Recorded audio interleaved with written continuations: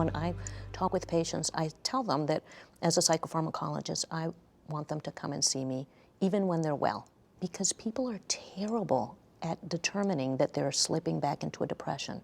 They almost always have a very understandable reason why they're not feeling well.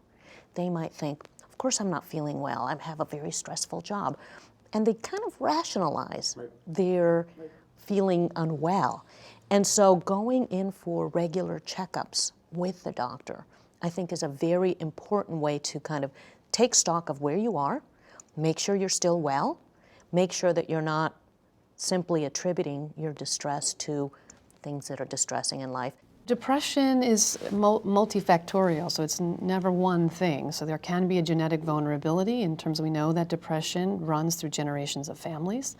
There are clear psychosocial stressors like trauma, abuse, neglect, bullying now. There's certainly emerging evidence showing that children, it's hard to know what comes first. Is a child showing some symptom depression and somehow is being sort of selected in a way. But we know that there are a combination of these things that come together that can lead to the development of depression in young people. One of the things I think about in terms of recognizing depression is that for kids who have difficult life circumstances, you can oftentimes put them in a new environment or a different circumstance and their mood will brighten. With kids who have clinical depression, it's very difficult to move their mood. They really have a difficult time enjoying themselves. They really lose that capacity to take pleasure in life. Depression is a family affair. We've been studying now 4 generations of families where the grandparents or the great-grandparents have depression, and you see that it runs in families. And the pattern in the subsequent generations is fairly similar, that you see anxiety disorders beginning early in the children, and then by the time they reach puberty, there's an increase in depression, especially in the girls.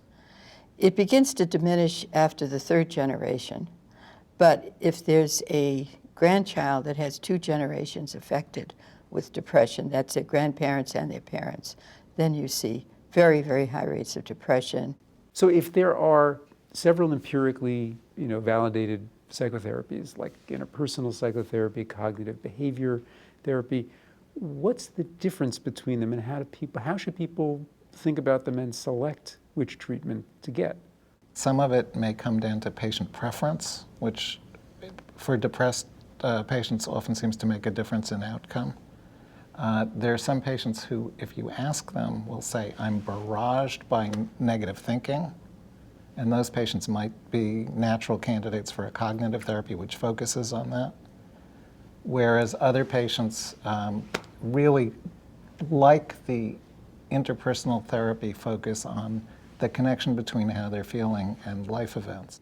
In looking at the epidemiology of what we consider to be formally defined mental illnesses, with the core ones being schizophrenia, bipolar disorder, major depression, anxiety disorders. Approximately 25% of the population in their lifetime will have something.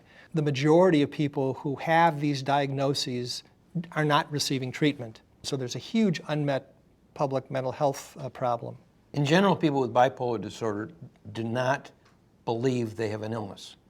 So as soon as they get stabilized, they want to stop taking whatever medications they're on, stop doing whatever psychosocial treatments they're getting, and certainly stop seeing the doctor. And it often takes 2 or 3 cycles before they begin to recognize that this isn't just not going to work. It's going to come back. We live in an aging society. By the year 2030, almost 30% of the population will be over the age of 65, and actually the most rapidly growing segment of the population is over 85. Very many times patients say, well, I've never been depressed. How can I be depressed now?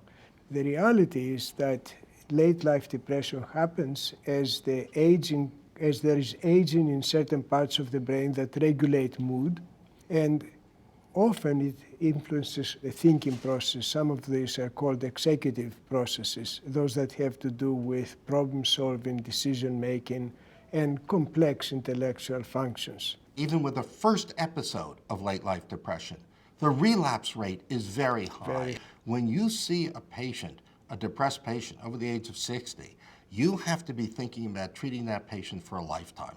For the future of psychiatry as a field, we need to attract the most talented, smartest medical students to become psychiatrists so we can continue to learn more about the brain and how to help people lead healthier lives.